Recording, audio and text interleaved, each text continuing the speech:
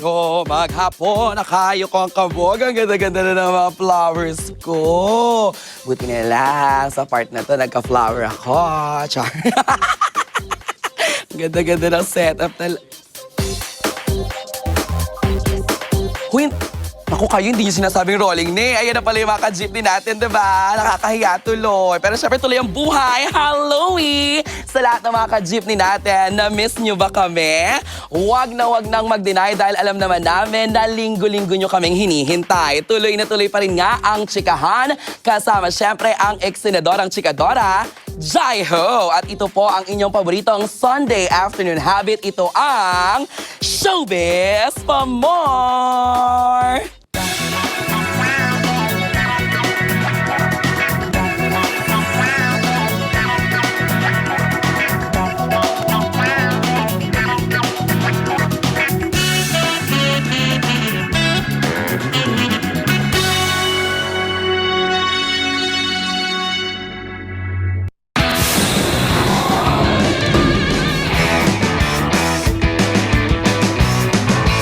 Sila ang angka ng matatapang, ang royal family na itataya pati ang dangal para maangkin ang yaman. Ano-ano na nga ba ang nangyari sa mga miyembro ng Familia Zaragoza? Ang biyudang si Doña Amparo ay di pa rin nagpaawat sa pag-arte sa pelikula at telebisyon. Palibhasa lalaki. I think that's a very good idea. Richard loves Lucy. Di bang mahiram ang anak ko? Magpapaganda lang kami. Nagkamit ng 4 na Best Actress Awards sa MMFF movie Tanging Yaman na gumanap na inang iginupo ng sakit na Alzheimer's. Danilo.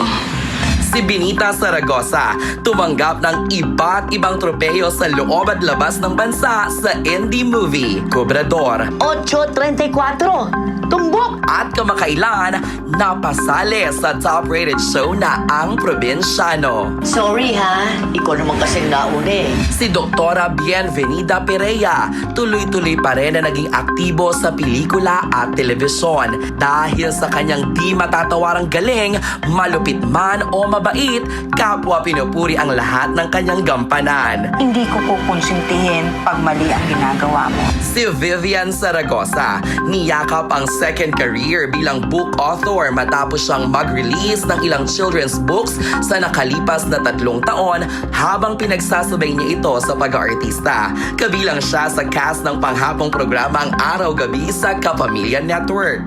Hindi lang ikaw ang nasira ang buhay.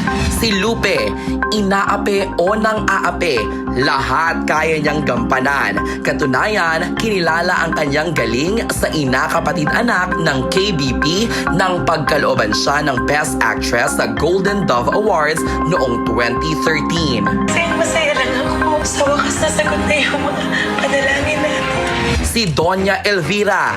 Matapos niyang gampanan ang Doña character na ito, ang mga sumunod niyang mga papel ay pulos Doña na. Isa rito ay ang character niya bilang si Doña Virginia Gaston sa teleseryeng Bituin na pinagbidahan ni Miss Nora Honor. Si Elena, siya ang binansagang paboritong nanay sa mga teleserye dahil sa kanyang kaliwat ka ng proyekto bilang nanay na maldita o matiising ina. Hindi mo na ako kailangan ipagtanggol. Ngayon, magkasabay siyang napapanood sa kanyang nanay-nanayan role at nanay character sa Asintado at sa Blood Sisters. Hindi pa ba dadating yung isang kasama nyo? Si Esther Lagrimas, lalo pang humusay ng kanyang bigyang buhay ang markadong karakter ni Magda sa Mula sa Puso. Parang awa mo na. Huwag mo sasabihin sa anak mo. Lumikha rin ang kasaysayan bilang kauna-unahang Pilipino na itinanghal na Best Actress sa Cannes Film Festival noong 2016 para sa pelikulang Marosa. Si Beatriz Zaragoza, naging mas mabenta pa bilang kontrabida dahil nagkasunod-sunod ang kanyang mga teleserye tulad ng Pangako Sa'yo sa papel ni Madam Claudia Benavista. Bakit siya umalis, ha? At kay tagal kang hinintay bilang Lady Morgana. Sa tingin mo, hayaan ko na lang manalo si Rhea. Si Nympha, pinasikat niya ang iconic Amor Power sa klasikong pagganap niya sa original na Pangako Sa'yo noong year 2000. Patitikman ninyo ang batas ng aliman! At muli niyang ginambal ang manunood sa huli niyang telesereng The Good Son ngayong 2018.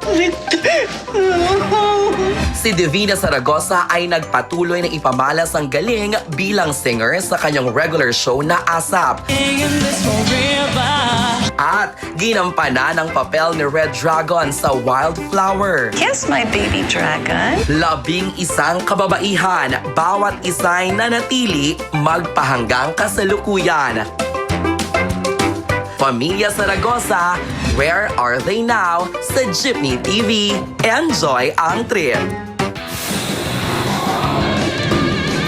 Welcome back dito lang sa Showbiz for More. At ito na nga, kasama na natin ang bisita natin this week para sa ating On The Spot segment. Ang magkakapatid na naging boses ng bandang minahal ng buong sambayanan sa loob ng 2 dekada. Please welcome mga ka-jeepney, the Aegis lead vocalist, Juliet, Mercy, and Chris. Palakpakan naman natin!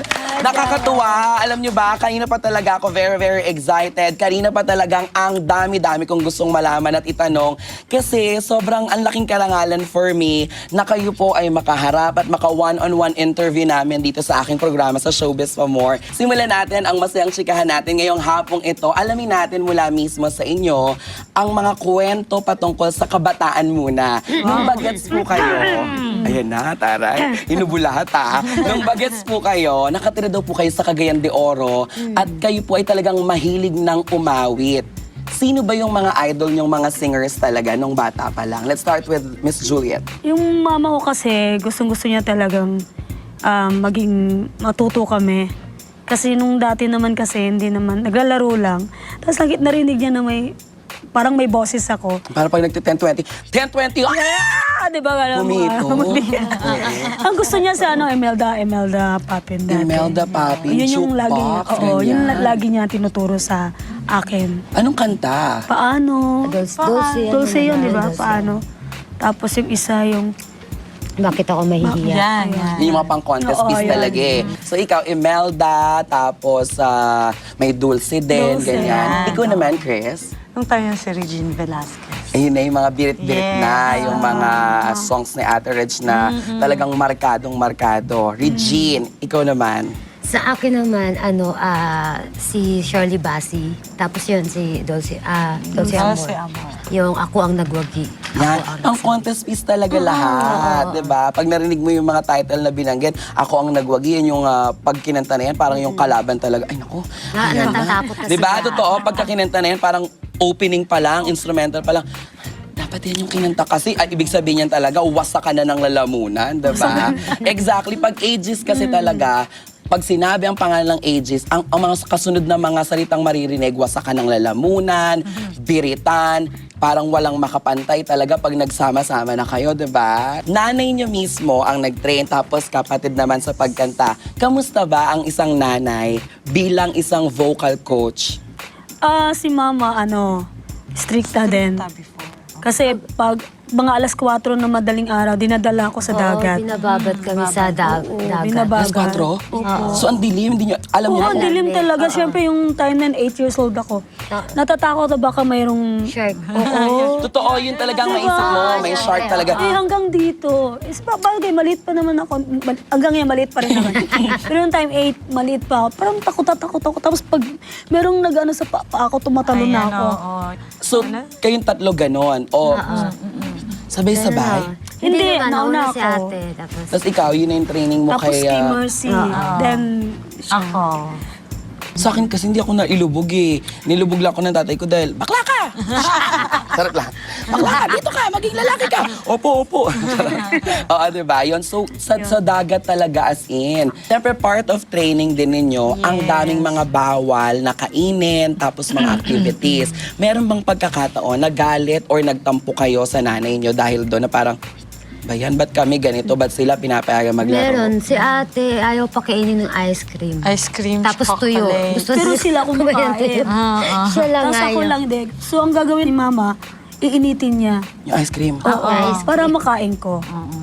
Ay, nakaka-touch, di ba? Ang buong ganun kasi